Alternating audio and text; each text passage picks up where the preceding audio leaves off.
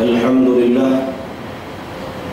لله الذي هدانا لهذا وما كنا لنهتدي لولا أن هدانا الله أشهد أن لا إله إلا الله وحده لا شريك له وأشهد أن سيدنا محمدا عبده ورسوله اللهم فصل وسلم وبارك على سيدنا محمد بن عبد الله وعلى آله وأصحابه ومن دعا بدعوته واستنى بسنته واستهدى بهديه إلى يوم لا ريب فيه. أما بعد، إخوة المؤمنون، أوصيكم وإياي بتقوى الله فقد فاز المتقون.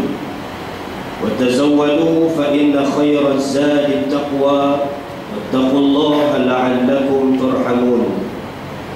Sidang Jumaat yang dirahmati dan dikasihi oleh Allah Subhanahu wa Ta'ala sekalian, pertamanya marilah kita sama-sama memperbarui peringatan untuk kita bersama, supaya sentiasa memastikan diri kita berada di atas landasan taqwa kepada Allah Subhanahu wa Ta'ala, sebagai menunjukkan bukti kepada Allah bahawa kita telah pun berjaya memahatkan sifat taqwa dalam diri kita masing-masing setelah mana kita melalui tarbiyah Ramadan Al-Mubarak sebulan yang lalu.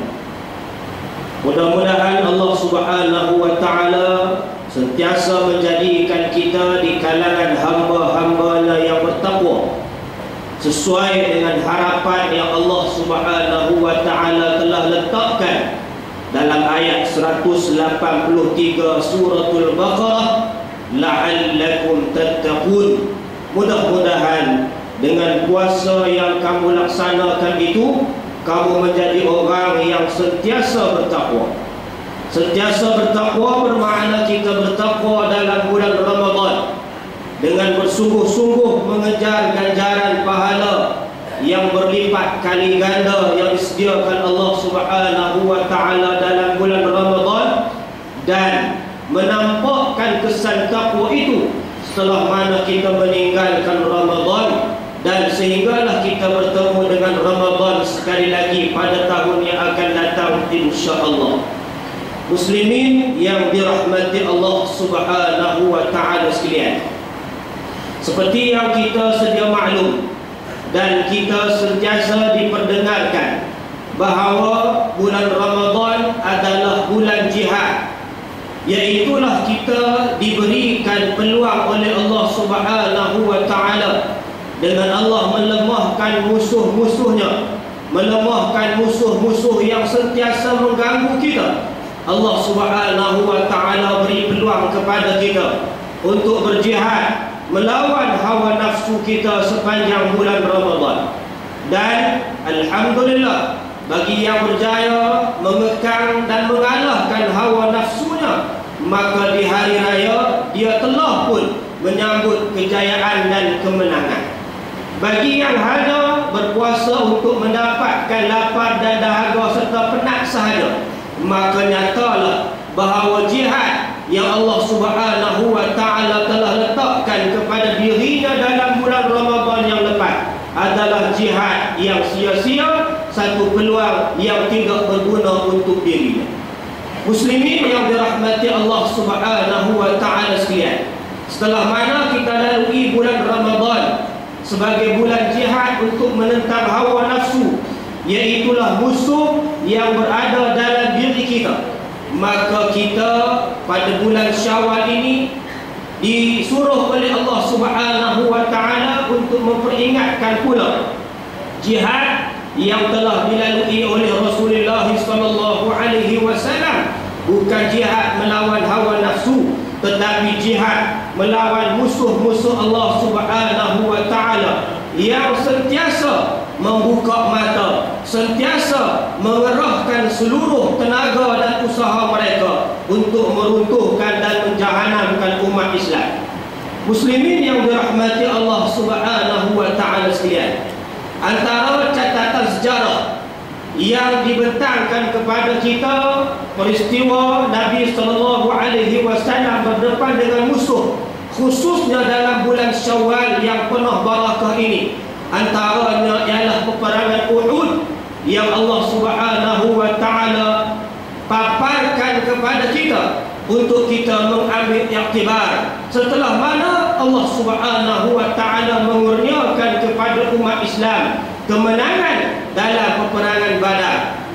Firman Allah Subhanahu wa taala, a'udzu billahi minasy syaithanir rajim, in yamsaskum qarhun faqad massal qauma qarhun mithluh wa tilkal ayyamu nudawiluha bainan nas وليعلم الله الذين آمنوا ويتخذ منكم شهداء والله لا يحب الظالمين. Kata Allah Subhanahu wa taala, sekiranya kamu merasa sakit, kamu merasa pedih dengan kekalahan dalam peperangan Uhud, ingatlah kata Allah, sesungguhnya puak-puak musyrikin, puak-puak kufar ataupun puak-puak musuh Islam telah pernah merasa kesakitan apabila mereka tewas dalam peperangan Badar. Demikianlah kata Allah, kami memutar-mutarkan hari-hari kamu supaya kamu merasakan sebentar berada di atas dan sebentar berada di bawah, sebentar merasakan kemenangan dan sebentar merasakan keperitan akibat kekalahan. Dan kata Allah Subhanahu wa taala, yang demikian itu adalah sebagai salah satu cara untuk Allah menguji kamu yang manakah di kalangan kamu yang beriman, dan untuk mengambil di kalangan kamu yang mana ingin menjadi saksi kepada Allah Subhanahu wa taala di atas kebenaran iman mereka. Kata Allah Subhanahu wa taala, Allah tidak suka kepada orang-orang yang zalim. Ayat ini menjelaskan kepada kita untuk kita mengambil pengajaran dalam satu peperangan yang dinamakan peperangan Uhud, di mana Allah Subhanahu wa taala telah memberi ilham kepada Nabi sallallahu alaihi wasallam untuk mengatur strategi bagi menang dengan tentera kufar, yang pada ketika itu pasukan berkuda tentera kufar dipimpin oleh Khalid Al-Walid yang pada ketika itu belum lagi memeluk agama Islam. Apabila Nabi sallallahu alaihi wasallam meletakkan pasukan pemanah di atas bukit Uhud, dan kata Nabi, jangan kamu turun walaupun kamu melihat burung-burung berterbangan, yakni menghurung mayat-mayat kami di bawah, kamu tetap setia teguh di atas bukit Uhud itu. Tetapi muslimin yang dirahmati Allah Subhanahu wa taala sekalian, dalam khutbah yang ringkas ini kita lihat tentera-tentera Islam, khususnya pasukan pemanah, apabila melihat musuh lari bertempiaran meninggalkan harta-harta rampasan perang di medan peperangan, maka mata sudah pun menjadi kelabu, hati sudah pun menjadi celabu, fikiran sudah pun tidak tertumpu kepada arahan yang telah diberikan oleh Nabi sallallahu alaihi wasallam, maka menyebabkan pasukan pemanah ini meluru turun untuk merebut harta rampasan perang yang ditinggalkan oleh musuh-musuh Allah Subhanahu wa taala. Akibatnya, dengan kebijaksanaan yang ada pada Khalid Al-Walid, telah berpatah balik, berpusing ke belakang bukit Uhud dan naik di bukit Uhud serta melancarkan serangan daripada belakang. Akhirnya musuh-musuh Islam berjaya mengalahkan tentera Islam dalam peperangan Uhud, yang menyebabkan dalam riwayat menyebut Nabi SAW sendiri telah tercabut gigi gerahamnya, yang menyebabkan Nabi jatuh ke dalam lubang. Dan musuh-musuh Islam, khususnya musuh dalam selimut daripada kalangan orang munafik, telah menyebarkan seruan mengatakan Muhammad telah pun mati dibunuh. Maka para sahabat ada yang lemah semangat, tetapi di kalangan sahabat yang besar mengatakan, buat apa kita nak hidup lagi? Ayo kita berjuang. Kalau Muhammad yang kita sayangi sudah pun meninggal, sudah pun dibunuh, buat apa lagi kita berada di atas muka bumi ini? Ayo kita berjuang sehingga mana kita mati bersama dengan kekasih kita Muhammad sallallahu alaihi wasallam. Menyebabkan mereka berjuang dan akhirnya musuh Islam berjaya membunuh ramai di kalangan umat Islam ataupun tentera Islam. Inilah kesakitan dan kepedihan yang dirasakan oleh tentera Islam akibat daripada kegagalan mereka untuk patuh kepada arahan pimpinan, iaitulah Rasulullah sallallahu alaihi wasallam. Muslimin yang dirahmati Allah Subhanahu wa taala sekalian, pengajaran besar daripada peristiwa kekalahan umat Islam khususnya dalam medan Uhud adalah apabila Allah Subhanahu wa taala telah mengarahkan bahawa sistem yang perlu diamalkan di kalangan umat Islam adalah sistem wala ataupun patuh kepada arahan pimpinan. Orang yang di bawah mesti memberikan kepercayaan penuh kepada pemimpin yang dipilih oleh mereka. Akibat tidak patuh kepada pimpinan menyebabkan Allah Subhanahu wa taala menarik bantuan untuk diberikan kepada mereka, walaupun Nabi sallallahu alaihi wasallam bersama dengan mereka. Inilah akibat daripada tidak patuh kepada pimpinan.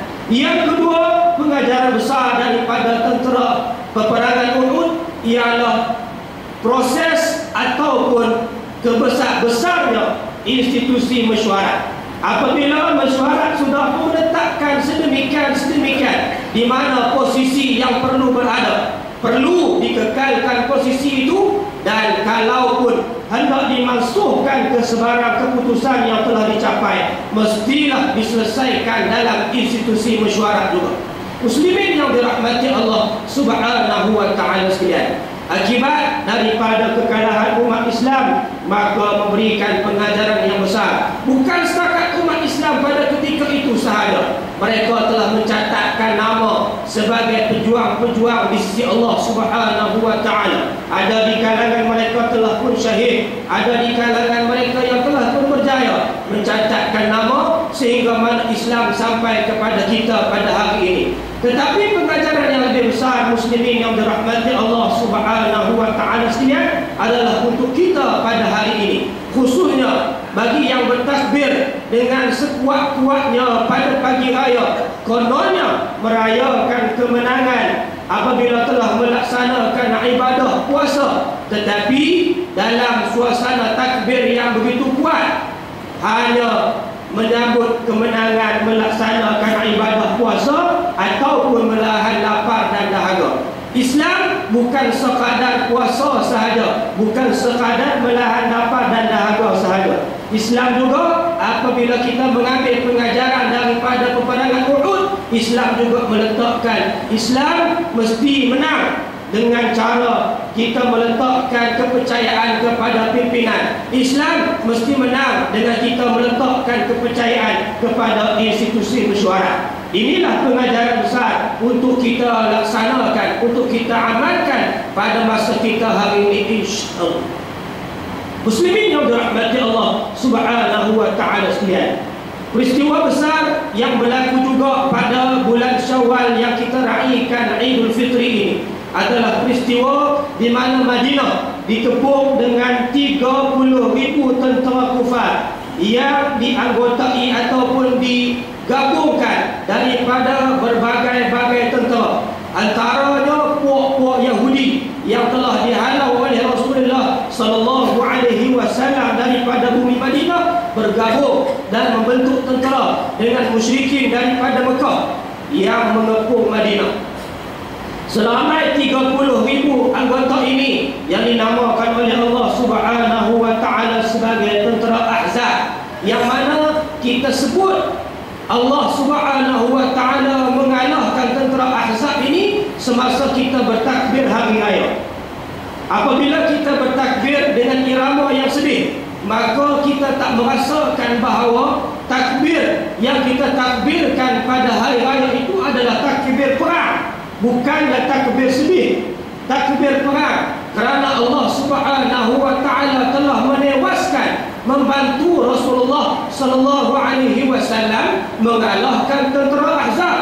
Wa hazamal ahzaba wahda wa a'azza jundahu wa hazama Allah Subhanahu wa ta'ala telah menguatkan tentera-tenteranya. Wa hazamal ahzaba wahda, dan dialah telah menewaskan tentera Ahzab dengan sendirinya tanpa bantuan daripada sesiapa. Apabila kepungan dibuat oleh 30,000 tentera Ahzab ini ke atas Madinah, menyebabkan para sahabat melahirkan kerisauan kepada Nabi SAW. Akhirnya seorang sahabat yang bukan daripada kalangan Arab, yang bernama Salman al-Farisi, orang Parsi, telah memberikan cadangan kepada Rasulullah SAW untuk menggali parit di keliling Madinah. Maka cadangan itu diterima. Maka para sahabat pun menggalilah parit di keliling Madinah. Sehingga kan apabila tentera Ahzab yang 30,000 orang tadi sampai untuk membuat serangan ke atas Madinah, mereka terpaksa berhenti sebelum daripada parit tersebut. Kerana belum ada dalam sejarah peperangan tentera Islam membina parit, dan belum pernah tentera kufar menghadapi peperangan yang sedemikian rupa. Akhirnya mereka berkemah di tepi parit tersebut. Peperangan tidak berlaku, tetapi Allah Subhanahu wa ta'ala telah menghantar kepada mereka ribut pasir sehingga bertebaran kemah-kemah mereka, berselerakkan tentera-tentera mereka.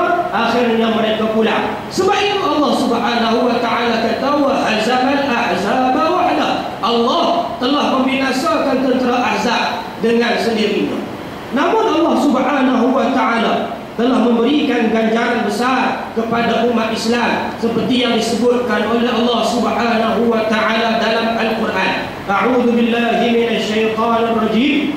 Walamma ra'al mu'minuna al-ahzaba qalu hadha ma wa'adana Allahu wa rasuluhu wa sadaqallahu wa rasuluhu wa ma zadahum illa imanan wa taslima. Dan tak kala orang-orang beriman melihat gerombolan tentera Ahzab datang mengepung Madinah, mereka berkata, benarlah apa yang telah pun disebutkan dan dijanjikan oleh Allah dan Rasulnya, dan tidaklah bertambah kepada mereka, yakni orang-orang yang beriman, melainkan iman dan rasa tunduk menyerah diri kepada Allah Subhanahu wa ta'ala.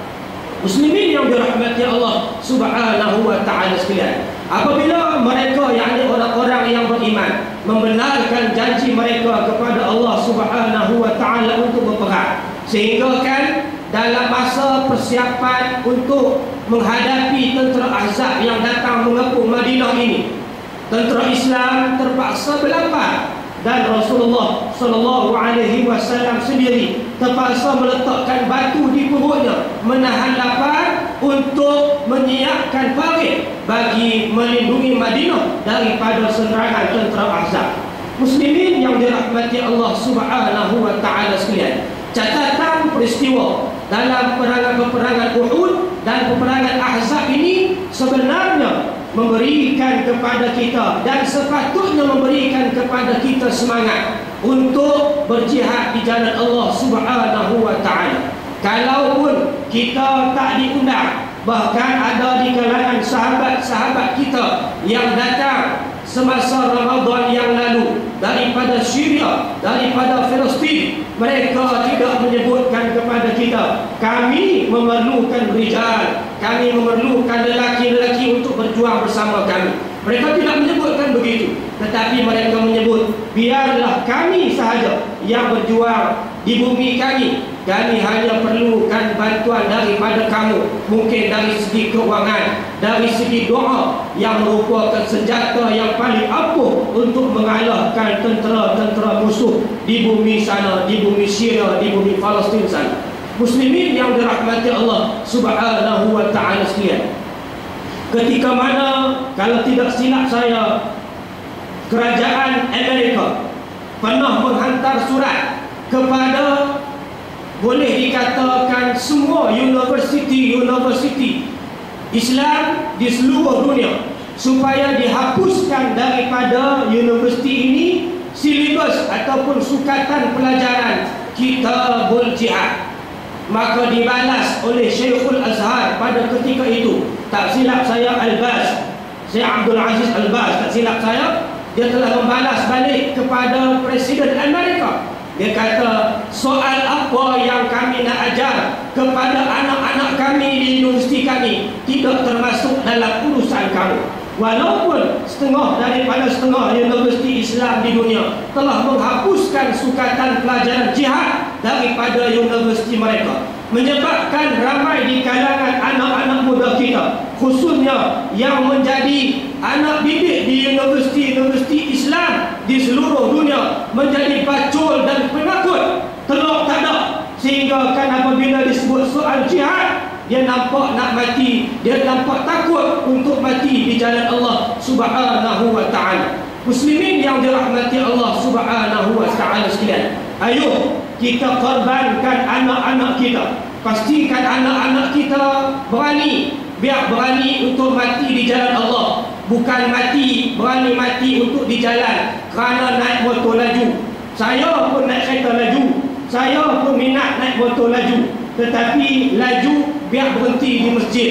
Laju biar sempat nak berhenti salat berjamaah. Jangan laju sampai tak singgah masjid, laju sampai tak sempat nak salat, laju sampai tinggal salat subuh dan sebagainya. Muslimin yang dirahmati Allah Subhanahu wa ta'ala sekalian, siapa lagi yang boleh untuk menanamkan semangat jihad dalam diri anak-anak kita melainkan kitalah, ibu bapa yang ada pada hari ini, untuk menanamkan semangat jihad kepada diri anak-anak kita masing-masing. Sehingga kan pada hari ini Malaysia sudah pun dituduh sebagai pengkalan melatih tentera Hamas. Saya tidak pasti dan kita tidak tahu apakah perancangan daripada musuh Islam ke atas bumi kita Malaysia ini. Mungkin dia nak kaitkan Malaysia dengan Hamas, dan mungkin kita akan terima peluru 2-3 hari lagi, insya-Allah. Itu kita tak tahu. Ini perancangan daripada musuh Islam yang saya sebut di awal tadi. Mereka tidak pernah lena, mereka tidak pernah ralik seperti mana kita ralik dan kita tidur walaupun ketika mendengar khutbah Jumaat. Musuh-musuh Islam tidak pernah lena, tidak pernah ralik dalam mencari jalan untuk menjahanamkan, terutama sekali mengaitkan kita dengan musuh yang mereka godam pada hari ini. Muslimin dan yang dirahmati Allah Subhanahu wa ta'ala sekalian, dalam kehangatan kita berhari raya ini, sekali lagi antara jihad yang perlu kita tanamkan, yang perlu kita ambil perhatian, ialah jihad untuk meninggalkan maksiat kepada Allah Subhanahu wa ta'ala. Jangan kerana kita berhari raya kita melupakan bahawa hari raya itu adalah sebahagian daripada syariat Allah Subhanahu wa ta'ala. Langgar syariat dinamakan melakukan maksiat kepada Allah Subhanahu wa ta'ala. Ingatlah pesanan daripada Imam Hasan Al-Basri berkenaan dengan hari raya. Kata Imam Hasan Al-Basri, kullu yawmin la yu'sallahu fihi fahuwa 'id. Kata Imam Hasan Al-Basri, setiap hari yang tidak ada derhaka kepada Allah, maka hari itu adalah hari raya. Mudah-mudahan kita berhari raya dengan elok. Jangan lupa kita ada tugas lagi, iaitu kesinambungan daripada puasa Ramadan. Puasa sebanyak 6 hari di bulan Syawal ini. Sama ada kita nak habiskan secara berturutan ataupun kita nak berselang-seling, asalkan kita jangan meninggalkan puasa sunat. Mudah-mudahan dengan kita berpuasa sunat itu ada kesinambungannya daripada jihad kita di bulan Ramadan, dan jihad itu berterusan sehinggalah kita bertemu Allah Subhanahu wa ta'ala. A'udzu billahi minasyaitonir rajim. Minal mu'minina rijalun sadaqu ma 'ahadullaha 'alaihi فمنهم من قضى نحبه ومنهم من ينتظر وما بدلوا تبديلا. Di kalangan orang-orang mukminin, di kalangan orang-orang yang beriman, ada di kalangan mereka yang membenarkan janji mereka dengan Allah Subhanahu wa ta'ala. Ada di kalangan mereka yang telah menunaikan janji mereka kepada Allah, yaitu syahid di jalan Allah. Wa minhum man yantazir, ada di kalangan mereka yang sedang menunggu giliran untuk syahid di jalan Allah Subhanahu wa ta'ala. Namun walaupun tempoh yang panjang itu, walaupun jalan yang sukar itu, wa ma baddalu tabdila, mereka sekali-kali tidak menukar janji mereka dengan Allah Subhanahu wa ta'ala. أقول قولي هذا وأستغفر الله العظيم لي ولكم ولسائر المسلمين والمسلمات والمؤمن والمؤمنات الأحياء منهم والأموات التائب من الذنب كما لا ذنب له. اللهم صل على سيدنا محمد وعلى آل سيدنا ونبينا وحبيبنا وشفيعنا وذخرنا ومولانا محمد.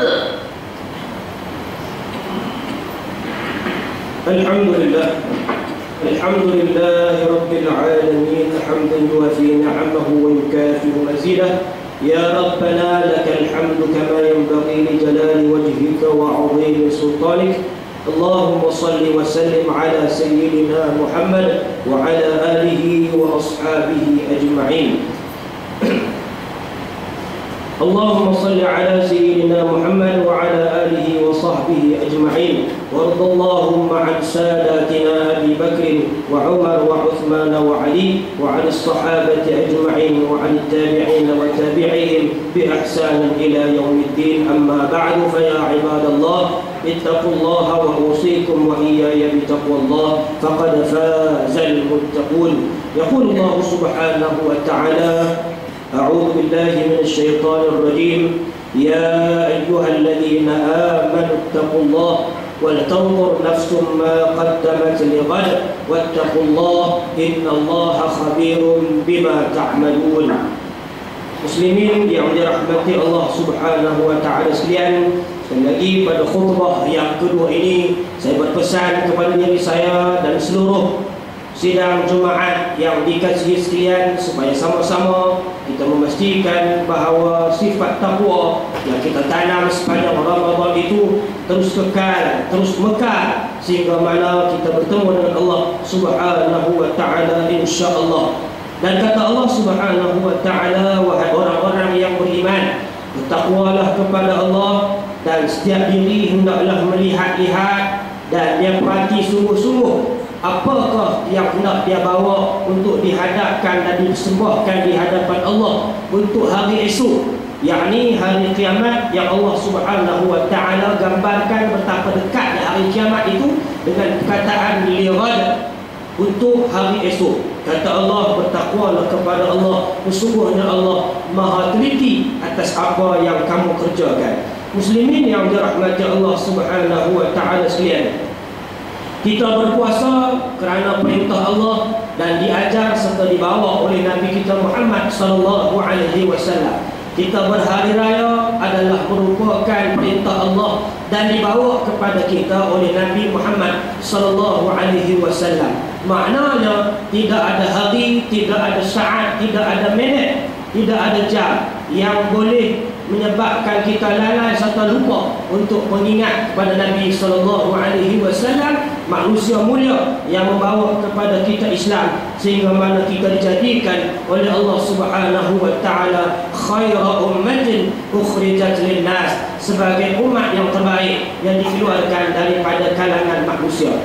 Muslimin yang dirahmati Allah Subhanahu wa ta'ala sekalian, amat malu kita kerana Allah Subhanahu wa ta'ala sebut, innallaha wa malaikatahu yusalluna 'alan nabi ya ayyuhalladzina amanu sallu 'alaihi wa sallimu taslima. Dengan ayat ini sepatutnya kita merasa malu kerana Allah sebut sesungguhnya Allah dan para malaikatnya sentiasa berselawat kepada Nabi.